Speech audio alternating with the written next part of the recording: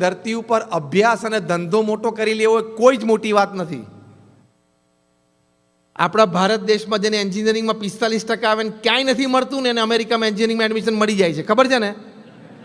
અને મેક્સિકોની બોર્ડર ઉપરથી ભાગીને આવ્યો હોય ને ઇલીગલ હોય ને 10 વર્ષ સુધી ઇલીગલ રહે તો એની પાસે 5 સ્ટોર ને $1 મિલિયન બંગલો થઈ જાય છે, હા કે ના?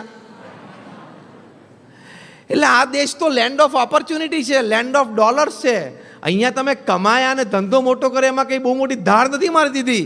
પરિવારમાં સંસ્કૃતિ અને સંસ્કાર સચવાણા એ તમે ધાડ મારી કહેવાય આ દેશની વચ્ચે. એની માટે આ વાત કરીએ છીએ. તો આવા વેલ્યુઝ આપણે આપણા પરિવારજનોને શીખવાડવાના. પછી સાંજે બધા ઘરે આવે, ઘરે બધા હાથ પગ ધોઈને ભગવાનનો આભાર માનવાનો કે મારો દિવસ સારો ગયો. અથવા દિવસમાં કોઈ તકલીફ પડી હોય તો ભગવાનને પ્રાર્થના કરીએ કે મારી તકલીફ તમે કાલે દૂર કરજો. ભગવાનને ના કહીએ તો કોને કહીએ? આપણા મા બાપ છે.